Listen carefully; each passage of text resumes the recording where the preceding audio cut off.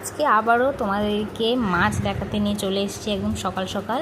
আর মাছগুলো একদম টাটকা। বাবা এই মাত্র দিয়ে আর বাজারে বেরিয়েছে। মানে আমি তোমাদেরকে আগের অনেকগুলো ভিডিওতে বলেছি যে আমাদের এখানে কাটা হয় সকালে করে, তো সেইখান থেকেই মাছটাকে দিয়ে গেছে। আর এই মাছটাকে দেখো, পুরো ইলিশের মতো লাগছে না ওপর থেকে ধরলে, বাট এটা ইলিশ নয়, এটা পোনা মাছ।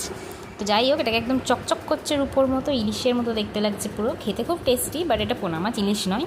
আর এখানেই বড় হচ্ছে তেলাপিয়াটা দিয়ে গেছে, একদম জ্যান্ত আছে লাফাচ্ছে। চিংড়িগুলো তো পুরো টাটকা, মানে এগুলো গলদা চিংড়ি, অনেকগুলো চিংড়ি দিয়ে গেছে। আমি একসাথে ধরতে পারিনি, যেটুকু পেরেছি তুলে দেখাচ্ছি। বেশ ঝুড়ি এরকম দেখাতে আমার খুবই ভালো লাগে।